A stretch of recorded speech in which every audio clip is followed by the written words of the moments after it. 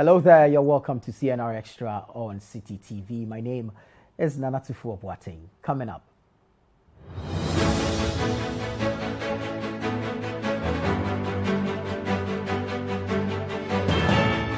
Police on a manhunt for 12 persons who perpetrated violence, leaving some individuals injured at Bibiani in the Western North region. Some use the local guns. When I say local guns, not the local manufactured pistols, but we have what you call blacksmith guns, which traditionally our chiefs have been using. Some of them have been using. Defense and Interior Committee of Parliament recommends the setting up of a bipartisan committee to probe the circumstances that led to the recent clash between the police and students at the Islamic Senior High School in Kumasi. Parliament should set up a bipartisan committee to further investigation the matter to the latter. With less than 10 days to the end of the closed fishing season for artisanal fishermen, fisherfolk at the Tema Fishing Harbour are still reeling under the impact of the ban. Close season close season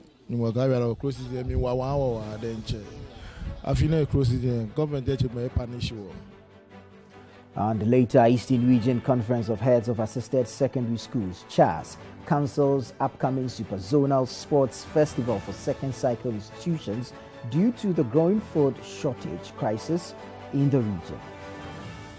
It really saddens me because I feel like I'm going up there, and to get to the international, this is the start, and just hearing this sad news, I'm really worried.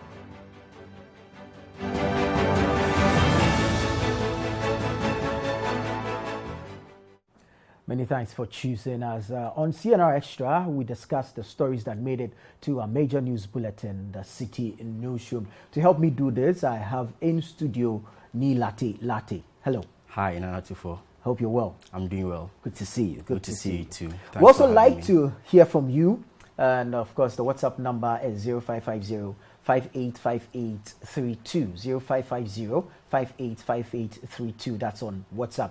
And on Facebook, you can catch us at City TV, and on Twitter and Instagram, it's at City TV GH. So let's move into our first story. Let's take you to the Western North region, where some confusion between the youth and the traditional authorities led to a police intervention that has resulted in some people sustaining some injuries.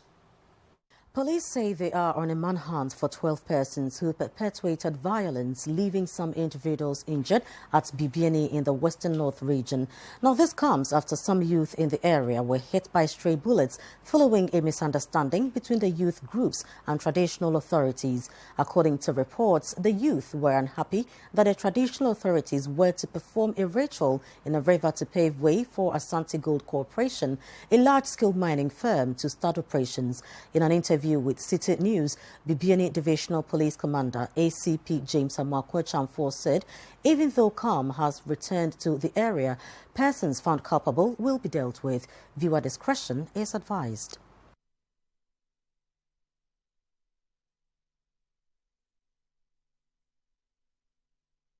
So it is as a result of the mining activities that has started within the area that is calling for the traditional rulers to pacify their gods for them to have a bumper harvest. So that's what the traditional rulers are telling us. And through our own investigation, we realized that a section of them are not in support of that. The information we have is everybody is responding to treatment. Some use the local guns. When I say local guns, not the local manufactured pistols, but we have what you call blacksmith guns, which traditionally our chiefs have been using. Some of them have been using. And so yesterday, what we saw was those type of guns that were used, as opposed to the AK-47 and other weapons that are very sophisticated. No, had it not been the intervention of police, we'd have witnessed a very nasty incident.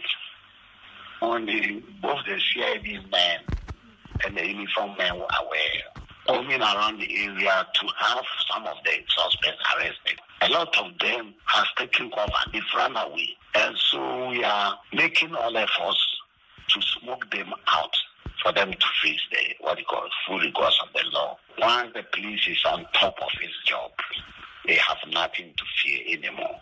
As I said earlier on, today we detailed most of our patrolmen to the various places in town.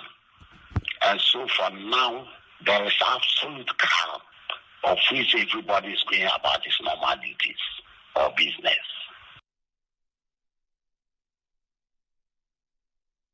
It looks as though not a single week passes without us hearing stories like this. Exactly, Nana. And for me, if you look at this particular story, it looks as if it's a two-legged, situation. One is a chieftaincy dispute in the area, and also demands by the residents, especially the youth, demanding, employment. And so for me, the good thing is that calm has returned to the area. But let's also look at the fundamental issue that exists in the community.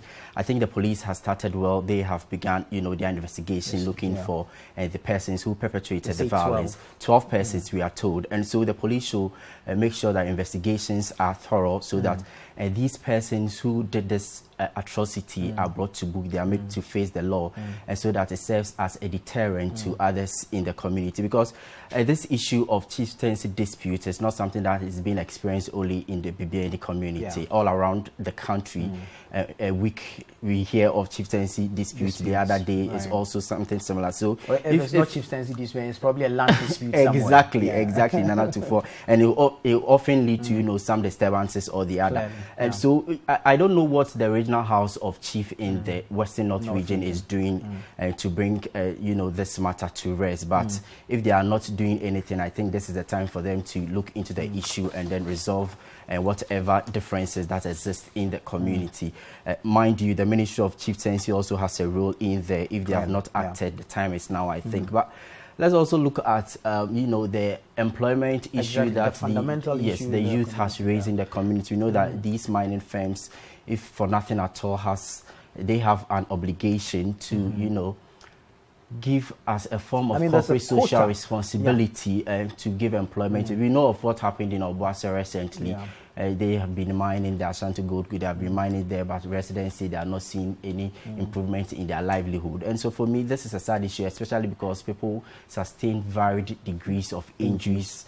And so if matters are not addressed, as we say, it can escalate. And we know how chieftaincy issues are dealt with in this country. If you are not lucky, you will see curfew imposed in that particular community, and then resources that are meant to develop the community will now be channeled into security and peace missions, and will derail the development that but the good thing, as I mentioned, is that calm has returned. So the police should intensify their search for the persons who perpetrated these violence, and then we find the way forward. For me, I think emphasis should be placed on the more fundamental issue of employment in the area. I mean, this is a gold mining firm that is coming in there, and so respect for local content. I mean, what quota are we given to the indigenes of the area? Because clearly it's a bread and butter issue that has resulted in this. But then again, we can't just say it and leave it open. What qualification are the local people also bringing in? Are we just employing them as factory hands? Are they going to be laborers? And per whatever position we are employing them into, how much are we going to pay them? That will satisfy them enough not to engage in some of these activities. So really, there should be a holistic approach. But then again, if we want to air our grievances, if we are seeking some level of solutions, exactly, there should be approachable methods at it. We shouldn't be taking the laws into our own hands and going haywire about some of these things. It really is important that we look at this. But let's still stay with the police, and this time in the Ashanti region. A rather sad story. We understand a gentleman, a 23-year-old student, has been shot dead. Circumstances around his death yet unknown. Take a look at this clip. Police in the Ashanti region are investigating the death of a 23-year-old student of the Oyoko School of Dispensing Optics. Kwabna Sumadu was allegedly shot dead by unknown gunmen after he dropped off a friend at Sofoline at about 11 p.m. on Tuesday. Although the information on his death is still scanty, City News has learnt he was shot multiple times while driving an unregistered Mercedes-Benz. Valuables in the vehicle, City News has also learnt, were not tampered with by the assailants. The body has since been deposited at the Konfanochi Teaching Hospital morgue for autopsy. Although police are relying on footage from the CCTV camera close to the scene of the incident, no arrest has yet been made. A friend of the deceased, Adai Derek, described the incident as shocking. I'm a very good friend of him. Kwabna is such a humble guy. Like he's the one that everyone loves to be around with. Yeah, I never had any issue with Kwabna. And even if he offends you or he just runs back to you and just say, I'm sorry. Yeah, it was terrible. And, you know, I'm still dealing with it right now. Like, as I'm sitting here, I'm still dealing with it right now. Like, it really has. Yeah. Clearly, violent crimes seem to be on the rise. We keep another sad one there. Exactly, very sad one. And we've been hearing or seeing more of such from the Ashanti region in particular. In particular, because if you look at this story, if you see how the man was allegedly shot to death, it's really sad. And the information we understand is very scanty. And so we have not also heard from the police as far as their investigation is concerned. But while we commensurate with the bereaved family, we also want to urge police in the region to intensify, security surveillance in that particular region. But for a student, 23-year-old, we understand.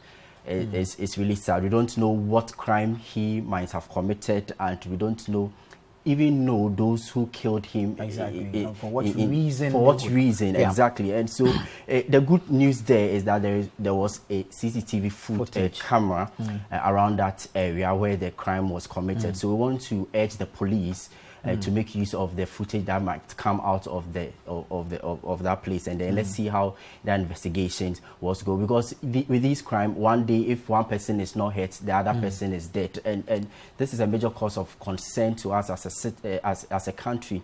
And so for me, Nana, especially in the evenings, because this incident we understand happened around 11 p.m.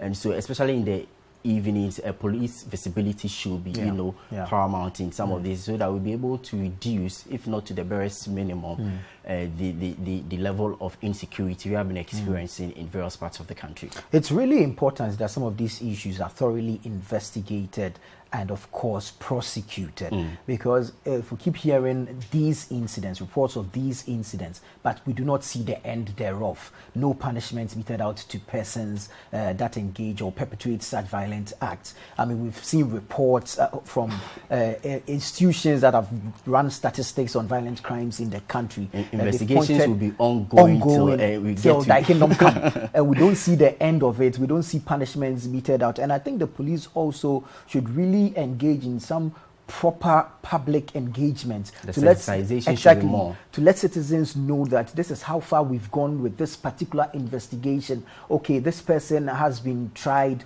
and found guilty and jailed, or this will even boost the confidence of the public in volunteering information to the police. And then also we need to make our spaces safe. So in areas such as where this gentleman was shot, I mean, if the street lights there are functioning, clearly someone would have seen something and hopefully said something. But let's count on the CCTV footage and let's hope that the police really take up the issue as they say they have, follow through with the investigations. Let's see some proper prosecution and of course punishments being meted out to such persons to deter others from engaging in such crimes. Other than that, we're going to see more and more of this. We'll keep losing lives, people will be injured, and then it will amount to nothing. Exactly, and also, I mean, clearly we can attribute, I mean, there are various legs or various angles to this, and the broader picture has to do with the economic hardships, the unemployment, and all that. Lots of people are engaging in social vices. Exactly, but really, I mean, you being unemployed is no excuse for breaking the law or to take the life of another human being. That's actually a good point. Exactly, so we really need to resource the police to be able to carry out such investigations. But then also we need to make our environment safe. We need to, and clearly, we should be on the lookout for each other. If you think you live in a neighborhood where some of these incidents have happened, maybe after 7, you shouldn't be out on your own. Perhaps have somebody, be in the company of 1 or 2 persons, so that at least some level of defense can be mounted in the event of such crimes. But let's move on, and still in the Ashanti region, but of course the story stemming from Parliament. Remember the clash between the police and student protesters at the Islamic Senior High School. Well, the committee, Defense and Interior Committee, has concluded its investigations and has made some recommendations to the House. An Interior Committee of Parliament has recommended the setting up of a bipartisan committee to probe the circumstances that led to the recent clash between the police and students at the Islamic Senior High School in Kumasi. The committee, as part of its report from the fact-finding mission to the school on the matter, also recommends the sanctioning of the Ashanti Regional Director of Urban Roads for failing to take action concerning the root cause of the riots in the school. The chairman of the committee, Kennedy Japon, presented the report of the committee to the House. There is more in this report. The Speaker of Parliament dispatched the committee on a fact-finding mission after the police shooting incident occurred at the school last month.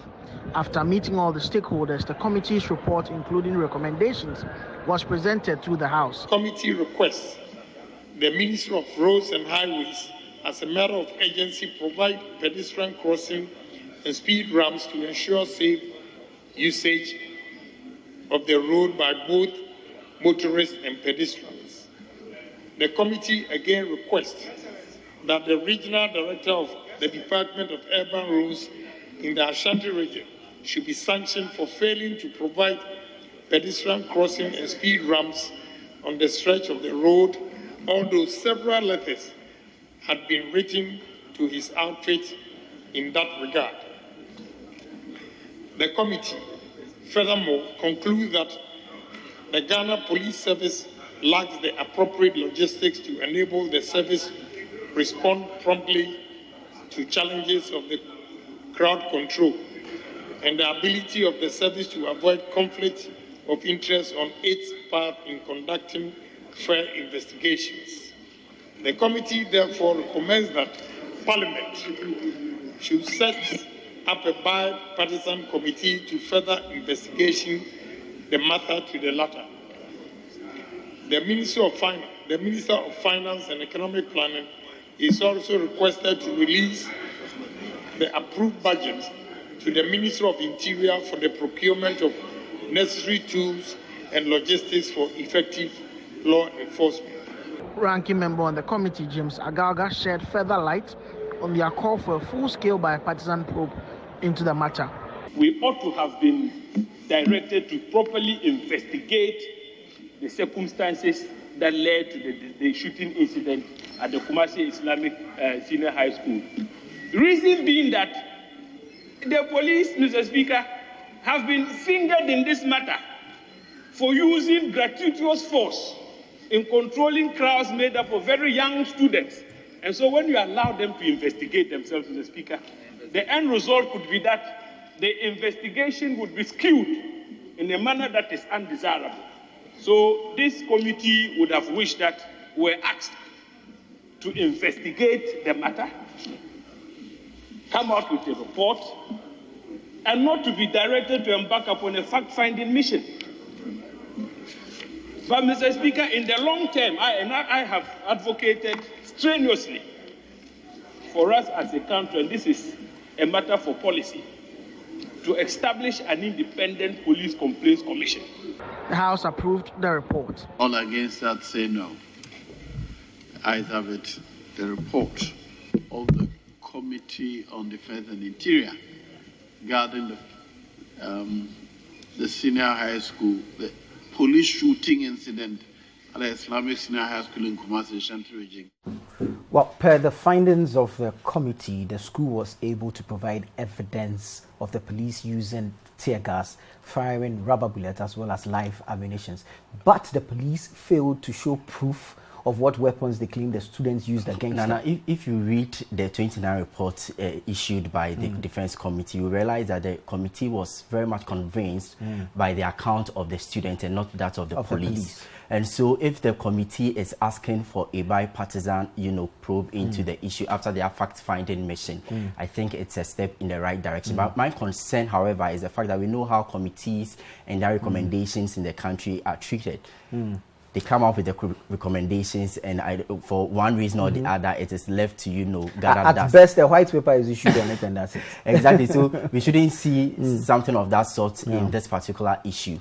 But then again, the recommendation, one, a bipartisan committee sitting into this issue, and then also the finance minister has been directed to provide funds for the procurement of some items that will help in police. And the committee also took on the police because it said that it didn't have the requisite skills in its investigation, gathering, and then also tools for crowd control. And so more or less the police was faulted in this particular instance. And I agree, because if you look at the story when we covered it some weeks ago, you remember how the police fired canisters of tear gas into these students who were even unarmed at the time. So the police went overboard, if you ask me, in dealing with the situation. So it really brings to mind the professionalism of the police when it comes to their relationship with civilians.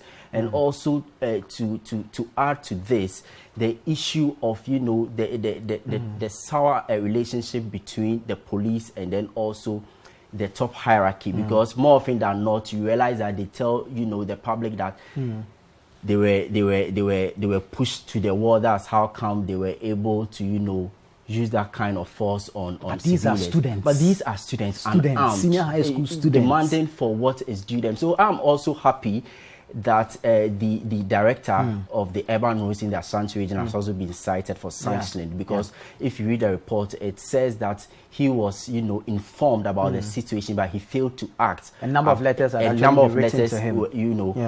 written to him, and so he didn't act. So if the committee that is going to be set up to look into the issue will do a diligent job, come up with recommendations, then I think it is something worth commending. Right, I agree with you, but you see, clearly the rhetoric about curbing police violence has not been matched with action or strategy.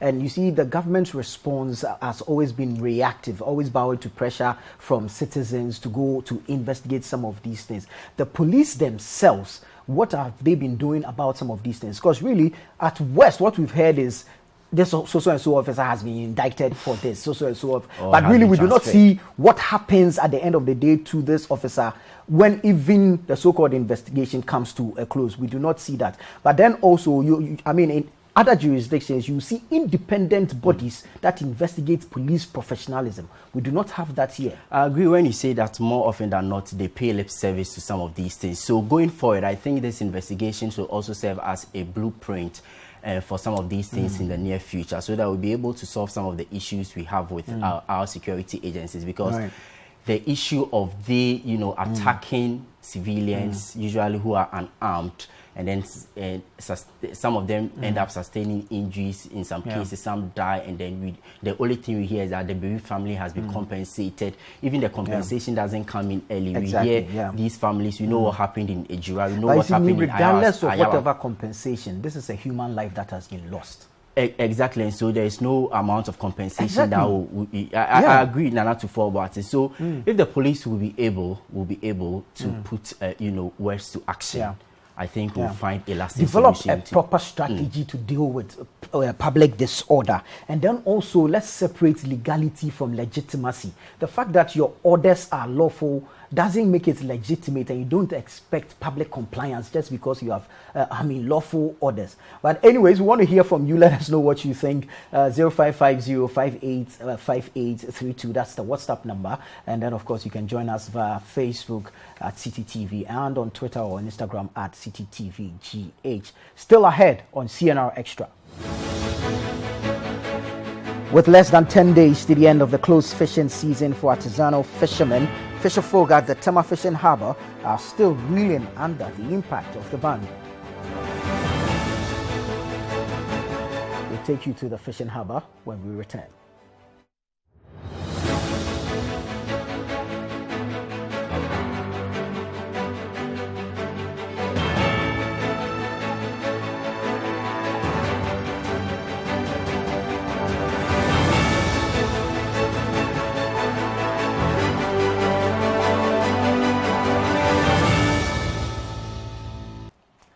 welcome back. This is CNR Extra on City TV. My name is Nanatufo Boate and I'm here with Ni Latte. Let's move on to our next story. And of course, fishermen have had cause to complain because of the closed season. It's just about 10 days till the season ends, but clearly these fisher folk are reeling under the pressures of the closed season. Take a look at this clip. We are currently coming to you from the Tema Fishing Harbour, one of the major fishing areas in the capital. As you can see, most of the boats here are empty and there really isn't much activity. Whereas on an ordinary day, there would have been brisk business going on here with fisher folk bringing up their catch from the sea, with fishmongers busy engaging them trying to purchase some of this fish.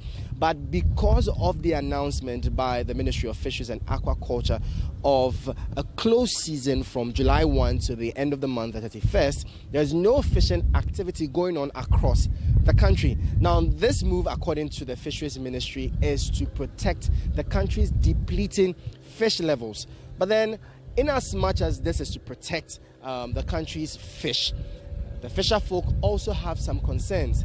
Even though there were consultative dialogues that came to a consensus before the implementation of this policy, the fisher folk are concerned that this means one whole month of no commercial activity for them.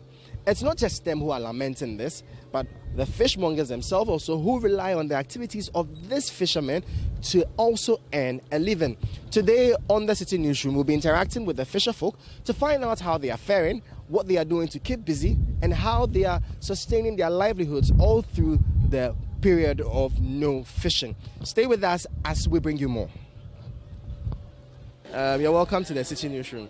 How are you faring with the whole closed season? Oh, season close season after our laying she no na ga wo was mo no na ga wo osani government ga watashi ko bi won yon ga wo na ba ye ga bu awo keke won shi ba ga wo jeme she le na je fe no ko ni le na je sumo.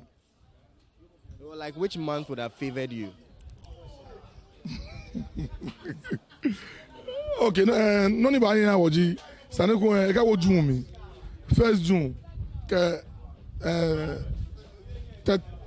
30th June keke gbele. What difference would that make for you?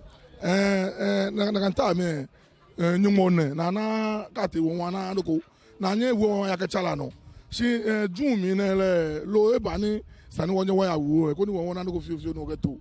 Okay, well, no, okay, minister Ebahanye, fisheries minister Abahanye, Nibi Kome, mini Ahanye.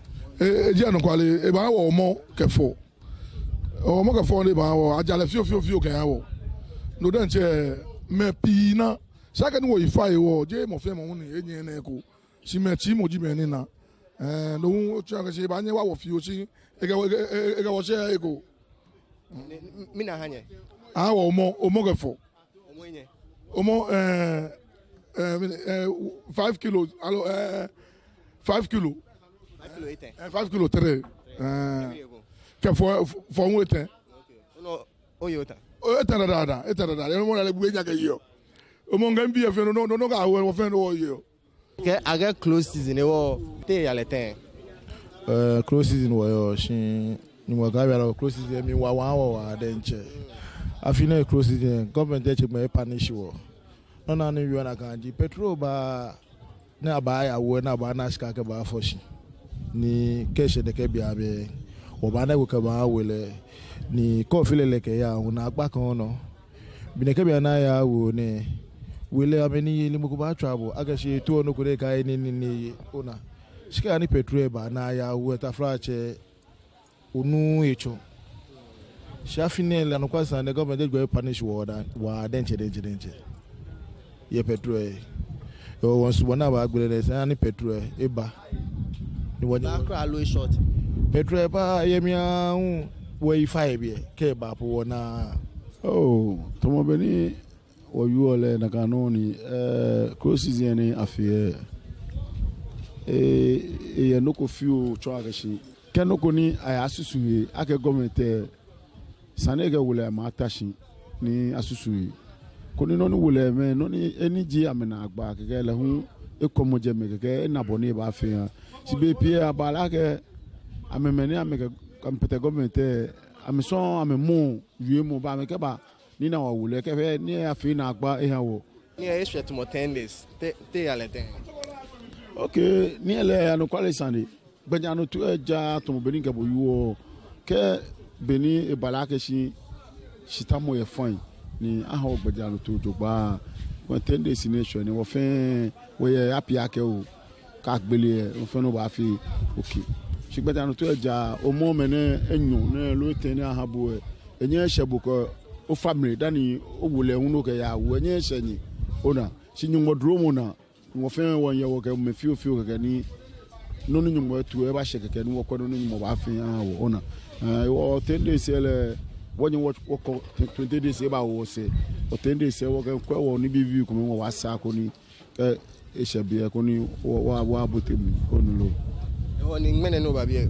mini rounds or no afi okay what's our ya mo ye hia wo bia ne wo lele wo ba penti e kan bi won ba afi ko ni e hye afi season na atuni sane bo ofi no fe no fan ko ni wo ka bote season ko no ni mo ba abu. So we've met one of the leaders of the fisher folks here at the Tema Harbour area, and he's going to be giving us more perspective on this whole close season conversation.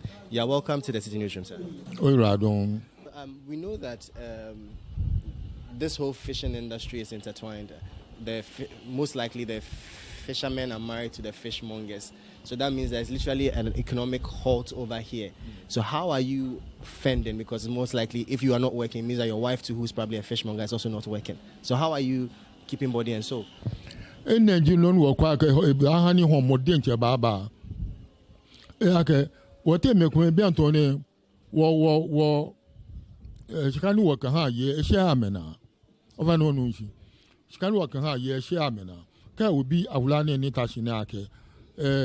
Skale wuka ha le ska tu ni de ta hye hia skale wuka ha le hye na ekwa na me bi ni bi na me yo ni nu ha hye si yo ba ji ko de ka gbe keke gbe ye ta na pa ho ni ekwa school fees po nu na pay because na lo ensure me yo ke na ni pay school fees no wa yo ba wa na kan lo anaska na ka kwa gbe kan over no nu obi anto na chin so na wo ko ngam fe ho mo ba yo homo de ti ba yo je ba yo se ye wo almost 3 weeks mi wo bote ni de tu be fi o 3 weeks na bote no ene na agba eji na agba ko ni gba yi ana ke won yen fe gba wo fe wo na.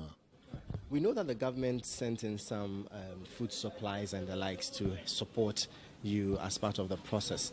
And we've heard that there are some challenges because not everybody got it. Do you think the intervention is the right way to go, or do you have any ideas on what you think they should be doing rather to support you? Lele community take lele community metamo 24 lo no yo lele make me 15 make me 10 11 can be yo lele community. Okay abajo mo no ha mo what like lele combien oha lele combien sac 3 lo tout lele lo mo mi to bibi oha me sac tomo enyon le ten ye lele combien mi entam ba jala me aten me nye ba ye mo come ke bi anabanya me ye nkan o mo sac combien di whole month enye sha me na. Beyond the fisher folk and the fishmongers, there are other people who also thrive, or whose businesses thrive on the traffic that occurs around here. One of them is, an example is this woman here who sells food. We'll talk to her to find out how she's faring since there's barely much activity happening here. Madam, what you about City TV? Yeah, and Juma Kwaseng? Yeah, two opponents and quiet. Oh, I had a dry papa. That's our Tony amazing. Minua once no. First, I can say now. I'm coming to me by a tray. Hey, sir. I am then out on. Pacho, your mona froye. And Janka container a purple tray. Pacho, I. That is a month when Uhuso. Oh, I'm quiet. But I say we the NTB to be China, Unising. Oh, so you're Yami, Yamina Dihine. nti ye nyina ye nyati asiese nyame na ye hene a ana ye de ye ne tu nyame so a nyame bedi aboa ya ama bibi akojojo amaye sanse se kakakra na a month no and nti na ye fi oya onom. So even though it's close season, you still would be able to get fish to buy from the Tema fishing harbor, because the fishmongers have found a way to stock up the fish and preserve it to last all through the month of the close season. Now, as you can see over here, they've stored it up in ice, which they say they refill at the close of the day to keep the fish fresh. It's about and now we're doing nothing. Oh, mpacha enche. Ya betu munana. Ya togu mu nti eguso ayeton. Nti chese any kra na nya 3 weeks. Mimbu ni say 3 weeks ya ton aka kitwe bi. Nti this week ya ebesa. Okay. Na ice no munya we. Ice ndi ya to. Okay. Ya to na eduguso every day anape we kra ya to bi eguso. Na ta se nkofo nim se moda so eton. Oh, omu nim se bia obi nim se atupum. Nti promise no obi aba na openam. Obenya kakra. Ene no ba na we nya kakra. Say motumi de bi esie, but say ente say anka bi ente say na munya no no. Awon say ye ntupum na nam bia wa ha. Nti nam bia wo pe bia wo ba unya. Na ya tupum na bia nipa no so hia nam no so wenya ne opa ne ye ho no otumi to no sa no de ko. Na we amode ice gu so nya de na surprise na e kosoro na e na. Na wa wonim. Any mood did it? Oh, yeah, Nidio. We are what toys as a 2 prices. I don't Senate na Yan said I bet to be na. You didn't be a question Qualano. Now, closes in mono send a hamofa. Sefa Ashas and Princess is here, they are Tiasia. Boy, Ancasasso. And no plan in your and yes, I won't no plan. I don't know. I don't know. I am right there to her. And to war back of one to me could see say. Bia peninsula na nkonte sade na yese yan na yese yina ayena asomdweba. Let's now hear from the Ministry of Fisheries and Aquaculture on the assessment of the level of compliance so far with the closed fishing season. After the closed season, it's distributing some fishing inputs, including rice and oil, basins, wire mesh, and deep freezes to the fisheries. This activity is covering all the 4 fishing communities, including Volta region, Greater Accra, Central region, and the Western region. Currently, we are in the Western region distributing these items to the fisheries. Currently, there has been no arrest. So right, the close season is in session, just a few more days to go. But these are the concerns of fishermen or fisher folk within the Tema fishing harbor. Now, I mean, this exercise was started somewhere in 2019. Now, you notice there's been a change in dates. 2019, May, June. 2020 there was COVID, so there was no close season. Then 2021 is when it shifted to July and August. Yeah. And 2022 it's been same, but now there's a recommendation to move it to July, September. Well, like you rightly indicated, this is not the first time we're having this, and so if you look at the changes, or even if you look at the act that established this particular, that's the Section 48 of the Fisheries Act, 2002 Act 652. It spells out the rudiments with which this closed season is carried out, and it also spells out the sanctions if anyone flouts. And for me, I think it's for a good cause to restock our depleting fish levels. But if you look at the report and the issues we've been covering over the years, one thing stands out: the socio-economic impact assessment of this issue, and that is what was featured in the report that just aired. Nana Tufo. Over the years, these fisher folk will always come talking about the fact that when the sea is closed, they are unable to fend for themselves, and that is their major issue. It's not as if they are even against the closed season. And if you listen to one of them in the report there, he indicated that this year they were just given 3 bags of 5 kg of rice and 3 cocoa oil, 3 bottles of cooking oil. And then he finished it with his family just in 3 days. And so for me, funny enough, these people have large families. Exactly, you could tell. And for me, what government needs to do going forward is how to find a sustainable way of, helping these people other than just giving them these petty items. Because look, this is what they rely on day in, day out. And not to cut you, but apparently the 3 bags of rice is per canoe. And then we know that a canoe can have 15 families on one. So you can imagine. Serious. It makes the situation more dire. Exactly. And so, like I was saying, it's really important to find an alternative for them when the close season comes. Because this is what they rely on. They make money out of it. And so, like these people, as you can see, they are not people who are able to keep money for, a later date. So if government can find a way of helping them financially or developing a plan for them to, save some money, some financial, so that during these periods, they will be able to rely on these reserves other than what the government did. Because clearly what the government will do for them year in, year out will not be enough to keep them. Right, I agree. And in all this, the back stops with leadership, with the government, because the ministries is not just for fisheries, it's for aquaculture as development well. as so well. How come we are not assisting these people going to some aquaculture while the close season comes on board? So within their period, they are able to maybe grow some fish, sell off and feed their families, or even feed off the same fish that they grow. I'm sure the ministry will be doing some work, just that they are not helping these fishermen to, get into the real situation and help them appropriately. Because look, Nana Tufo, if this is just a Tema fishing harbour, look at what will happen in Cape Coast, Takrady, and all the other coastal regions. And these people, like you mentioned, they have large families. And so closing the sea for a month for a good cause actually, without any appropriate or corresponding, financial support to them, it's a really a major source of worry. And so, like we have been discussing, it's actually for a good cause. We've admitted.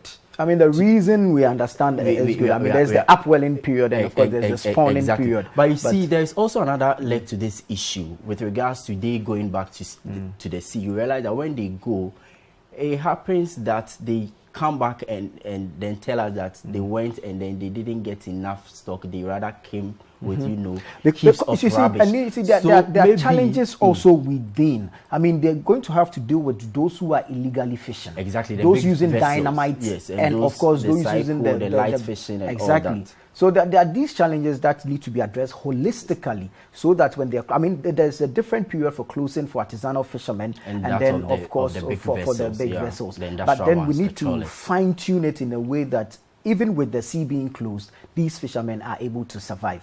And because if you don't find a solution, next year we'll come back and we'll be having the same issue: 3 bags of rice, 3 bottles of cooking oil, and then the narrative. It's important to add that per canoe. All right, let us know what you think. Perhaps you live in a coastal area, and so you're also feeling the impact of this. Send us your thoughts, your comments, your contributions via the WhatsApp number 0550585832, or join the feed on Facebook and put your comment underneath it. You're watching the CNR Extra here on City TV. Still to come. Eastern Region Conference of Heads of Assisted Secondary Schools, CHAS, cancels upcoming Superzonal Sports Festival for second cycle institutions due to the growing food shortage crisis. We'll bring you the details soon. Do stay.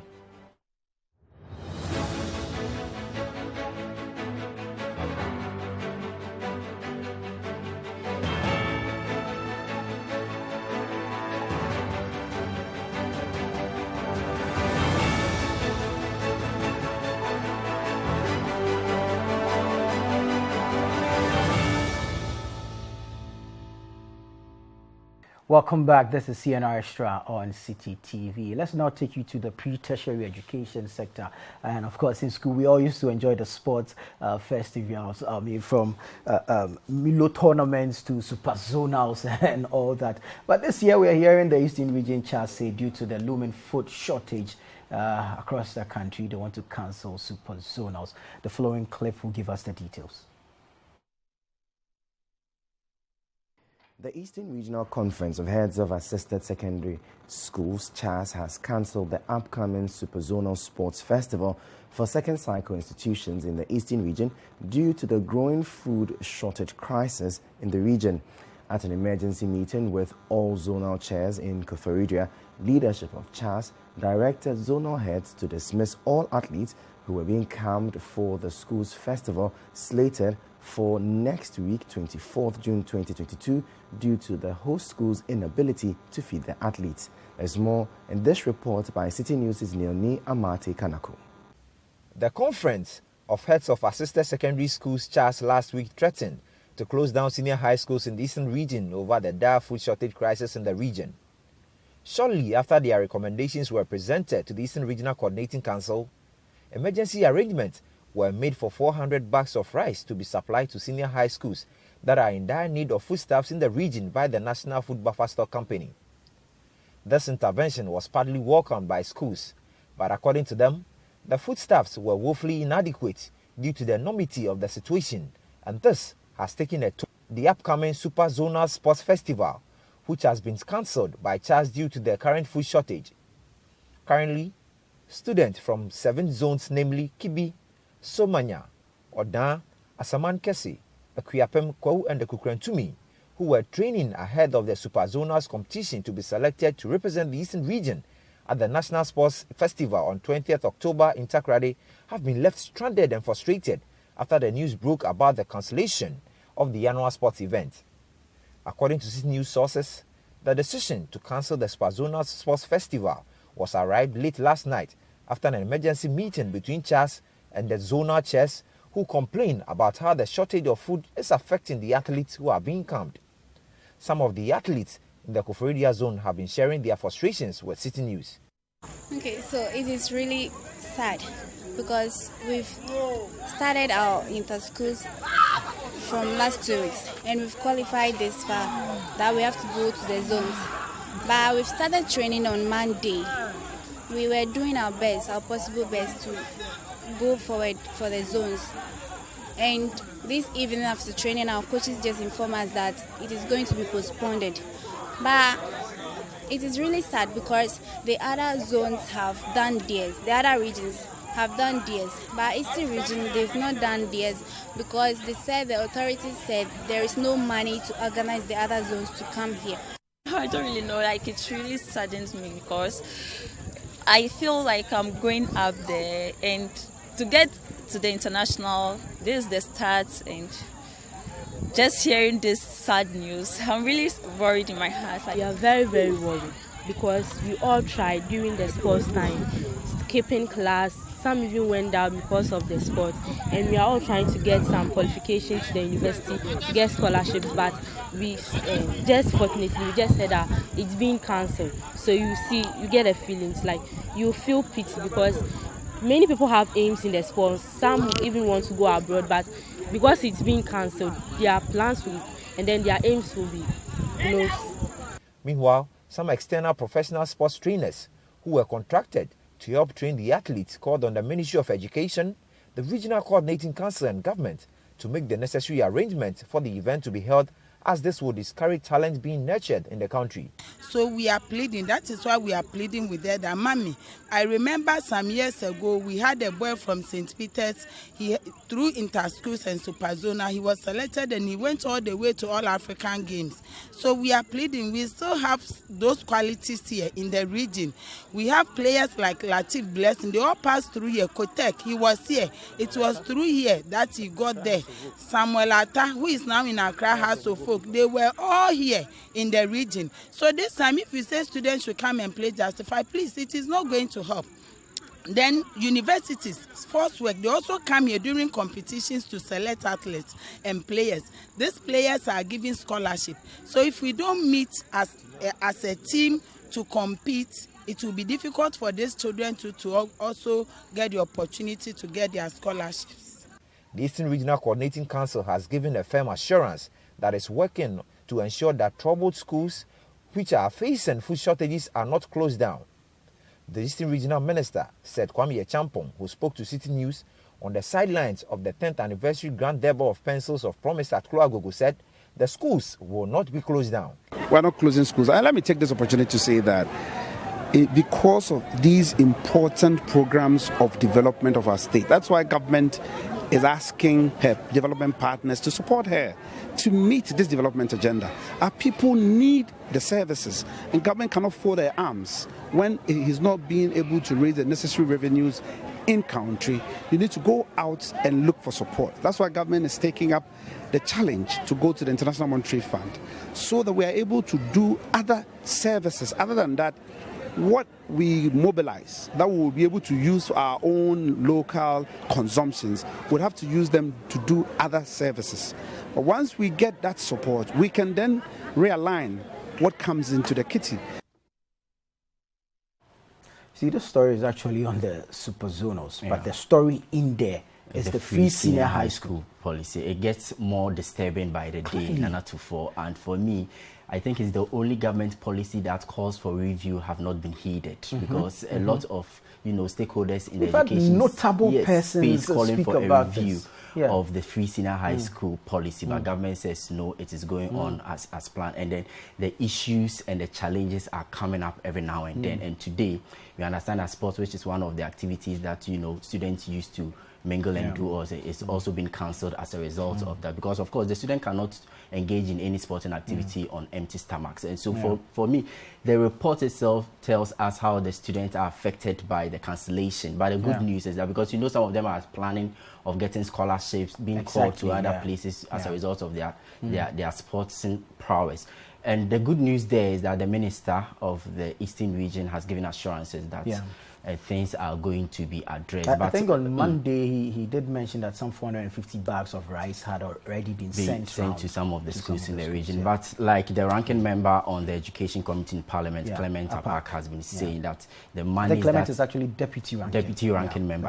He has been saying that the amount of money that was allocated for the free senior high school this year, that's 2.5 billion, and then 1.5 billion, actually more than half of it is being allocated to the distribution of food items to schools. Africa Education Watch, Kofi Asare also say more than 70% actually. So I think government should just soften its stance and then review the policy, those who like the conversations that have been going on, so that we see how best. I don't know if it's an issue of quality over quantity or quantity over quality. There's that challenge, and that argument can also be made. But you see, I mean, on a lighter note, we can have some hope that government will make a U-turn on this, because we've seen the government make a number of U-turns on a number of their policies. I actually look forward to seeing that too, making a U-turn with the free senior high school because there's been a hint, actually. I mean, the Director General of the Ghana Education Service, Professor Opoku has hinted that really there's a review ongoing to see which cost components can be relinquished to parents. I think they should do that. I mean, we've seen this government make it taking everything on your head. We are seeing the challenges now, and then it doesn't augur well for our education system. And also there's that suspicion of a possible review now that we've gone to the International Monetary Fund. Because IMF will tell you that won't touch poor policies, won't touch social interventions. But when the reality but then they are looking at the expenditure. Because it's taking a huge toll on the government. Listen, on the average, free SHS is costing governments per individual for a year somewhere around 1,500 cedis. And the numbers keep increasing by the year. So if we're going to have, say, parents of students from private schools pay for their fees, 1,500 Ghana cedis for a whole year, you'll be saving government some 520 million Ghana cedis. A lot of money in there. There's some 520 million Ghana cedis. Schools cannot be shut down just because of a food shortage. I think it is not something that we must encourage at all. Right, and the admission alone is not enough. That you owe is not. I mean, pay them, feed the children, and then of course let's have them some free space in their heads to focus on their academic activities. That is why they are in school. But anyway, it's been an interesting conversation. Many thanks to you, Nilate. Ever grateful to have you. Many thanks to you as well for watching us. My name is Nana Tufuo Boateng. This has been CNR Extra on City TV. Keep watching City TV.